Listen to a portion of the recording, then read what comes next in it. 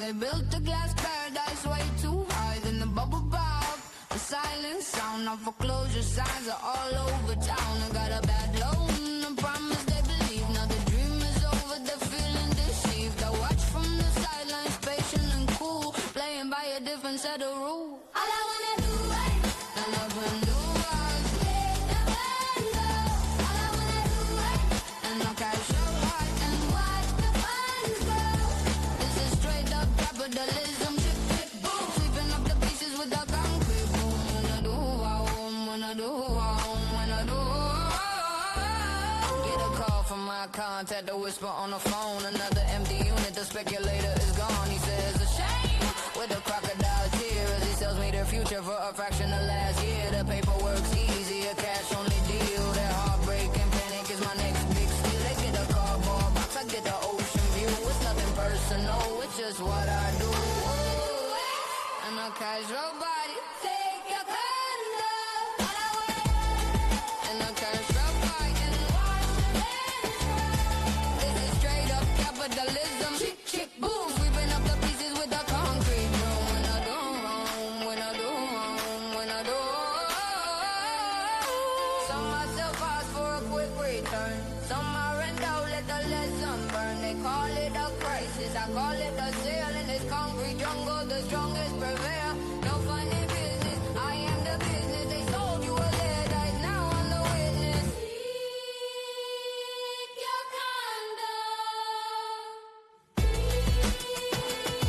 your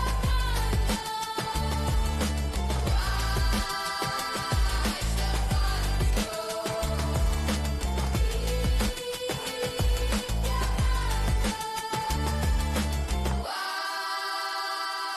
the funds grow.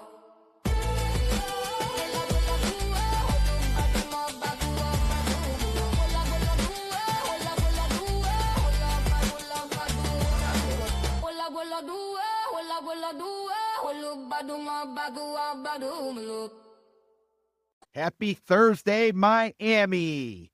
This is Condo Capitalism, a distressed real estate podcast that we do every Thursday at 4 o'clock live. In fact, I do podcasts Monday through Friday, 4 o'clock live, talking about different topics. But this is one that's sort of close to my heart because we're talking about the distressed condo market. We're talking about some of the, idiosyncrasies that exist down here in this Tri-County, South Florida area. And what are we going to be talking about today? We're going to be talking about title fraud. Some of those fraudsters out there, juking people out of money, taking advantage of them. And we got just the guy to sort of tell us what's going on, why it's happening, and how the hell do you avoid it? No one else but Kevin Tacher. Kevin is the owner. He's the janitor. He does everything up in Fort Lauderdale for Independence Title. And make sure you check out his website, TitleRate.com. I got Kevin for an hour. We're going to start off broad, then we're going to drill down, and then I'm going to ask him some questions just about, how do these guys get away with it? And no one better to ask than Kevin. Kevin, how's it going? Welcome to Condo Capitalism.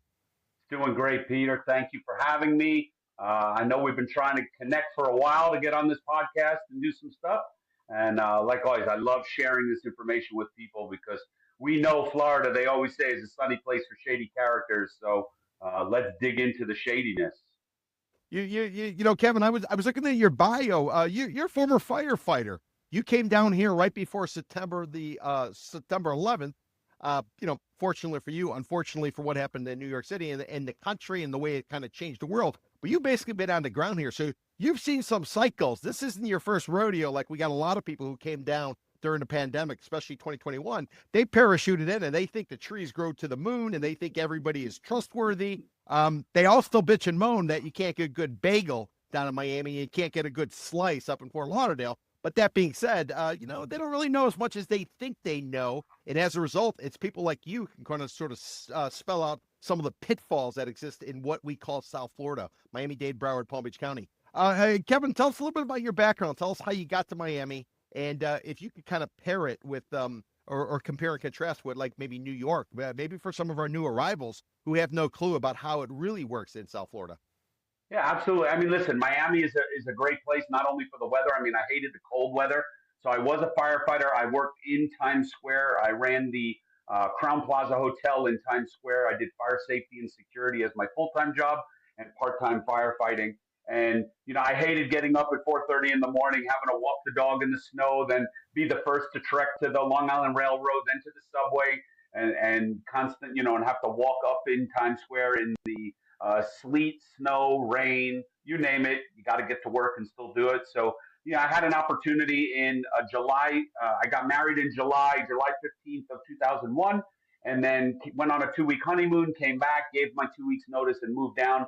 My uncle actually owned a mortgage company down in South Florida. So he's like, come down here and you're going to make more in 1 month than you've ever made in a year working your full-time job. And I said, what do I have to lose, right? So I just got married. I was young. I was 23 years old. And I said, let me give it a shot. So I took a leave of absence and decided to come down here, got into the mortgage business. I didn't know anybody. So I was in the telemarketing business, basically. I'd sit in the mortgage office all night, calling people 8, 9, 10 o'clock at night, trying to get them to do their, 228 adjustable rate debt consolidation loans. And I just got tired of it. So a gentleman that was one of the mortgage brokers says, why don't you go get your real estate license? I'll give you clients. You find them a house. We'll work on the loan together and we'll get paid. Perfect. And then I started realizing South Florida is such a shady place. And I said, Well, time out. I got to stop you there. So, Kevin, you're saying South Florida is a shady place. I seem to think that Long Island has a reputation for boiler rooms, for pink sheets, for all kinds of hustles going on. So does that mean you're able to, are you an authority where you can compare and contrast which one's worse? I can. And I will say that New York is definitely worse from a sales standpoint. Okay. South Florida is worse for a service standpoint. Got it. Up in New York, people will work it's more boilerplate like you see in the movies. Very salesy, but they get the job done. New Yorkers get the job done no matter what you give them. So like me, I did mortgages, real estate, title insurance, home and auto insurance. I'd handle it all for the client because I felt like when something goes wrong, they just come to me and I'll solve the problem. So if there's a mistake, it was going to be my fault. And I wanted to make sure it would be my fault, not get blamed for someone else's problem. So eventually I did all that and I just got totally burnt out. I learned that you need to really focus on one thing in business to be really good at it. I landed in title, hooked up with a very large brokerage, which I'm still with today. Over 20 years, I've been their in-house title company, and I've stuck with title. It's what I love to do, and you wouldn't believe the stuff that we see on sometimes we say weekly basis, sometimes it's a daily basis, sometimes it's hourly. You see phishing, people trying to fish into our system and send fake emails. It is mind-blowing what happens here. Now, I want to get to that, but I also want people to stick around because they're going to want to know what to watch out for and how to avoid it. But we're gonna dangle a carrot a little bit before we kind of get there, if we could. So, yeah. All right. So I got to ask you because we have a bunch of New Yorkers who've been down here for quite some time. I know quite a few, the old school ones who've got here, but we also got some new arrivals as a result of what happened with the pandemic in 2021, where you can work from home. Many people moved down here. They bought a condo. They bought a house. They're all kind of in transition right now. They've made it past what I call the third year. Third year is critical. First year, you party like a rock star. Second year, you start to get serious. By the third year, if you haven't moved out of the party scene and gotten like grounded, chances are you're going home to rehab or you're going to jail. So we're past that phase. Everybody who got washed out, they're gone. But now, Kevin, we got this possibility that a brand new mayor in New York City might be another trigger. Are we going to see another 2021 where all these New Yorkers pick up their stuff and they move on down to South Florida? What is your call? Yeah, I mean, so I don't think he has as much power as everyone thinks he's going to have. Obviously, the governor of New York is going to limit the power. And then depending on what the president decides to do to work with them, stop him. So I don't think he has as much power as the media made him, that got him elected. They thought he was going to do all this free stuff, and I just don't think that's going to happen. What I do honestly think, though, is the great wealth is going to move their stuff down here because they want to get down here. Obviously, there's the talk of, eliminating property taxes, which that's not going to happen either fully, I don't think. But, there will be some tax relief. And obviously the income tax benefit that we have being in Florida and most importantly in real estate, the homestead law we have in Florida. So I think we're going to see some great wealth leave the state of Florida and move their stuff down here. If anything, COVID has created the opportunity for the ultra wealthy to realize their companies can run virtually and they don't need to be there. Some need to be there in an office, but there are a lot of mega wealthies that feel like they can just move out, let their company run, and relocate down to South Florida. Now, listen. You are a South Floridian now. You passed my benchmark, which is 3 years, so you're legit. You didn't get washed out. You didn't go to rehab. You didn't go to jail that I'm aware of. So congratulations. I want to get your take on this. But first, I should ask you a critical question. Are you Mets, Jets, or are you Yankees, Giants still? Or have you given all up and you're all in on the Dolphins for the NFL? Yeah, none of the above, actually. So I'm one of those weird Smart. ones. I'm not a big sports fan, but if I did have to watch sports, probably be the Yankees Giants. So I watch it a little bit, but I'm more like an ESPN highlight type of guy. I'm out there fishing, exercising. I'm up in the gym 5 a.m. every single day. So typically, I can't stay up late watching the game because I'm up between 3:30 and 4:30 every morning, and I'm in the gym at 5 every day. So it's hard for me to stay up late and party like that, like I used to years ago. So I have other hobbies that I do that a little off the radar from your typical sports stuff. Got it. And this is sort of for my own personal interest. Where can I get a good New York slice of pizza? Where can I find a bagel that has the legitimate water of New York City, if that actually exists, because that's what they all talk about? And then also, too, what about pastrami? Have you found anything, any of those three categories food-wise, because you're a bit of a foodie? You found any of that down here in South Florida, or do you basically got to, when you got a jonesing, you got to jump on a plane and fly up to LaGuardia or JFK? Yeah, no, I don't get this fat by not enjoying my food. I will tell you. So pastrami, uniquely, I found an opportunity of a friend of mine during COVID set up something called Meat Brothers, which was him and his brother selling some meat just to the local neighborhood. But oddly enough, it was it was a kosher Orthodox Jewish neighborhood. So he has this pastrami that I wind up ordering a couple of them at a time, and it is the most amazing thing. People are like, "Let me get the recipe." I'm like, all I do is I put it in a pan in some water and I cook it for 12 hours, and it comes out already done. And people tell me it's the most amazing pastrami they've ever had. So that's where I get the pastrami. I do have two friends. One owns a bagel shop up in Parkland called Parkland Bagel, and his bagels are phenomenal. I love them. Love going there. My son. What loves about the going water? Does he bring in the New York water? There was a bagelery that came down, and they were trucking in the water supposedly. Yeah, he doesn't bring in the New York water, but I mean the bagels are really good. Like I go and I get a nice bagel with some lox on it, like I'm in New York, no problem. And then pizza, I found Pasquale's. There's a few of them in like the northeast region of like Coral Springs, Parkland area. Pasquale's pizza seems to be the best that I've found. And they also have some donuts. So they do these deep fried donuts. So you grab a slice and a donut, and I mean, like I said, I don't get this fat by not eating, so I love my food. I love it. Because a bunch of people have been here, but we do have some new arrivals, and we have some people who are thinking about coming down now, especially maybe because of the election, but also too because it's winter. Kind of the way we would look at the world. You got winter and summer. Winter is going to go from November through April, and then summer will be May through October. I did a report. I used to write a column for the Miami Herald. I did a report back then, and I took a look at it. It might be different, but this is the way I sort of saw it. A lot of times you come down in the winter for the events, you come down for the weather, you come down for maybe the carnival-like atmosphere, and you decide, you know what, I've been working hard, I deserve it, I'm going to buy a house, I'm going to buy a condo, and you start you're searching, but you don't really close till the second quarter or third quarter, or primarily the kind of the summer, if you will, the summer buying season. I'm just wondering, how critical do you think this winter buying season is right now? Because so much of what we know is up in the air, whether it is tariffs, whether it is immigration, whether it is interest rates, whether it is, are we going to have a pullback in real estate pricing? What's sort of your read, and how critical do you think this particular winter will be versus what we've sort of seen in the past? And maybe it's based on the amount of deal flow you're seeing. Has it changed? Is it slowing down? I know on the condo side, we're seeing a pullback, a real big pullback, especially since 2021, which was off the charts. But could you kind of give us a read of deal flow and what your expectations are going into winter? Yeah. So we've actually had a unique business model. David, who you had on several, I think last week you had David Last Dweck week, on. yep. So he taught me the real estate investing business. So I have a lot of different workflows. So I have a lot of mortgage brokers will send me their refis, their cash out investor stuff. I'll do a lot of fix and flip, and I'll do a lot of traditional real estate. So I feel like besides most title companies, I have a good pulse on the market because I get to see all industries.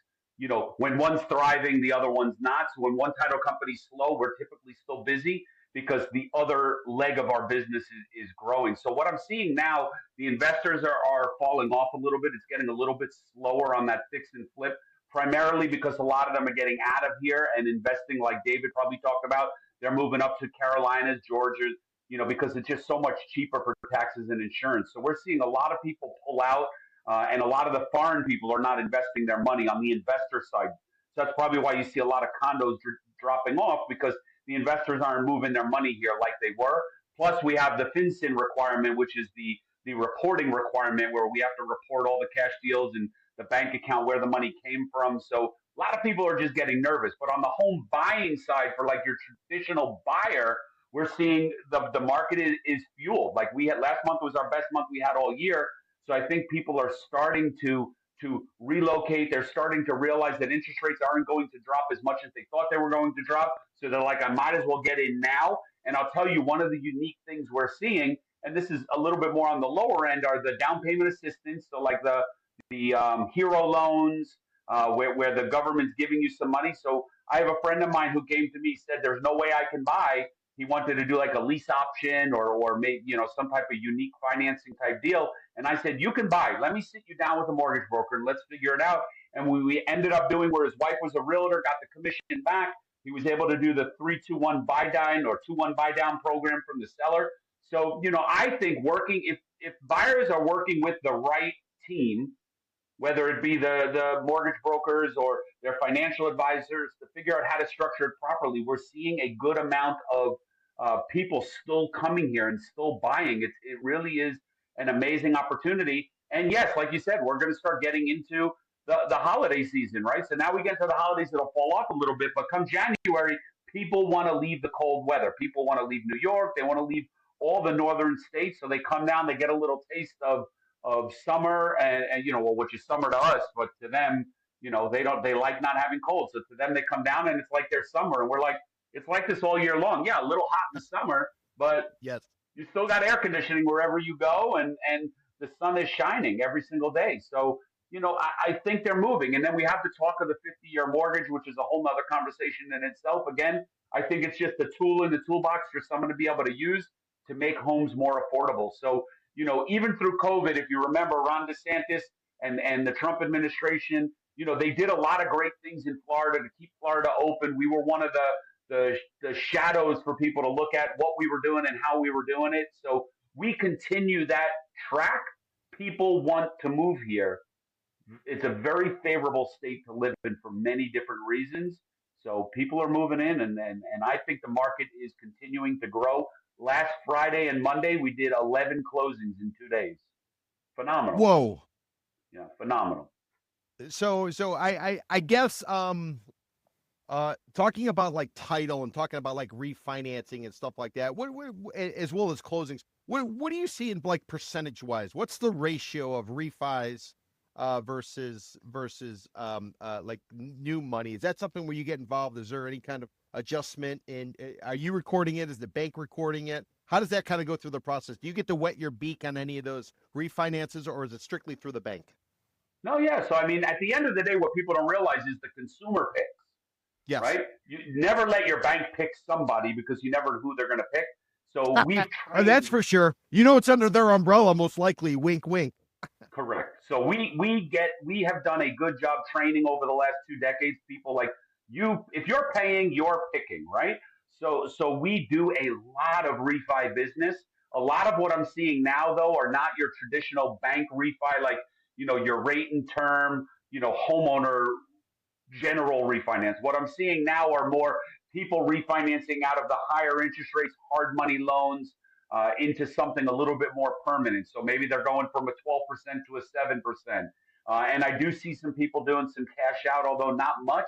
We do see some cash out refinances, which are great. But those are, again, going to be people that realize, like, hey, I can refinance my 30-year mortgage at 7% and pay off my $40,000 in credit card debt, which drives me crazy because we do the funding and we have to pay all these credit cards. And I'm like, how are you this much in debt? Like, how do you have 25 credit cards?